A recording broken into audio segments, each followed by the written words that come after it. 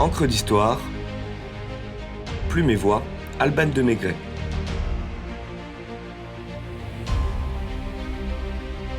La catastrophe de Courrières, de poussière et de feu.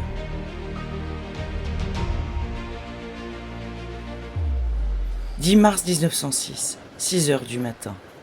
Comme chaque jour, 1664 mineurs et galibots, dont certains à peine âgés de 14 ans, sont déjà descendus dans les fosses 2, 3, 4 et 10 du bassin minier de Courrières. La routine. Ces hommes et enfants quittent chaque jour le monde des vivants pour s'engloutir à plus de 330 mètres sous terre.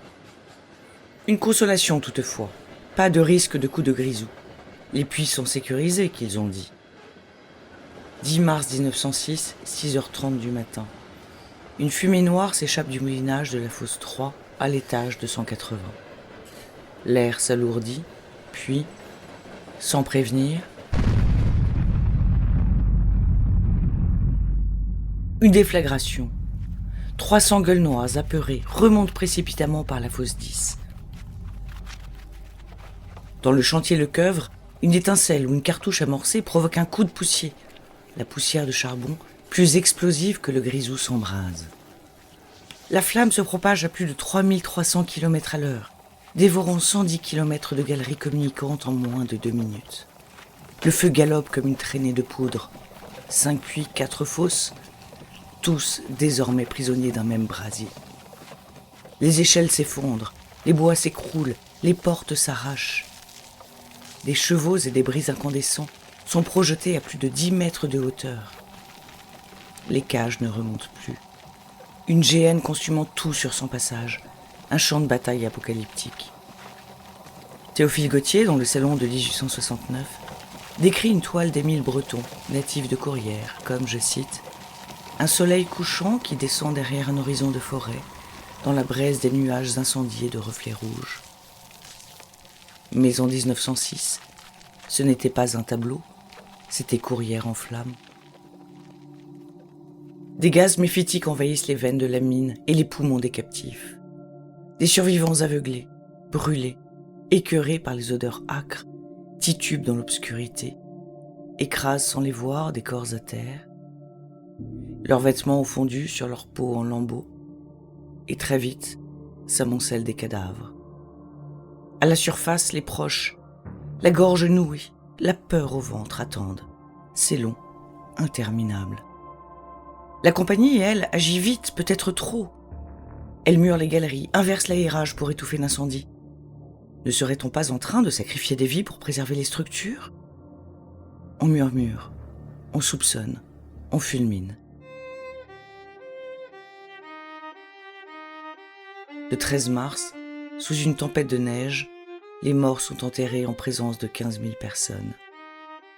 Le même Théophile Gautier, dans le même catalogue, compare une autre toile d'Émile Breton, toujours natif de Courrières, comme, je cite, « une entrée de village par un temps de neige, d'un effet aussi froid et triste que l'autre est ardent et coloré. » Mais en 1906, ce n'était pas un tableau, c'était Courrières en deuil. Des corps calcinés méconnaissables sont entassés dans une fosse commune baptisée le silo. Il faut éviter tout risque d'épidémie. Pas de nom, pas d'adieu, pas de croix. La cérémonie est brève, expédiée, et la colère immense. Assassin! Les familles endeuillées huent le directeur de la compagnie. Et puis, derrière les larmes des femmes, un miracle.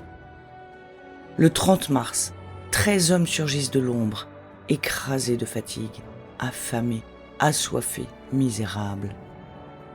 Un parcours du combattant de 20 jours, à se battre avec les rats pour sauver un quignon rassis découvert dans la poche d'un cadavre, à manger la chair crue d'un cheval, à errer dans un dédale opaque de corps et de ferrailles brûlantes.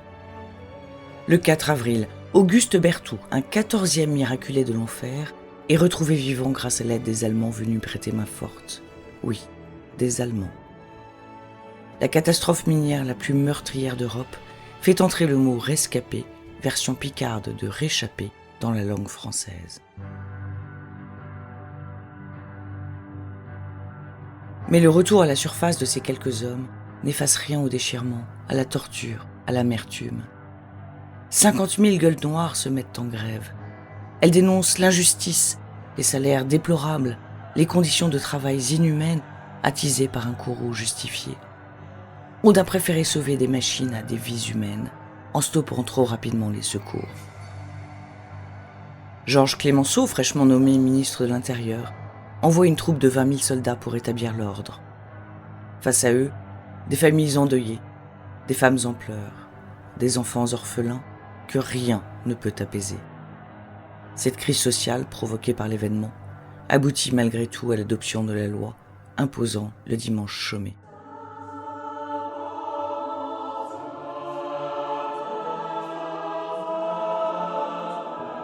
Aujourd'hui, une stèle à Méricourt, une église à Salomine, 1099 noms gravés dans la pierre et les mémoires, et le silence.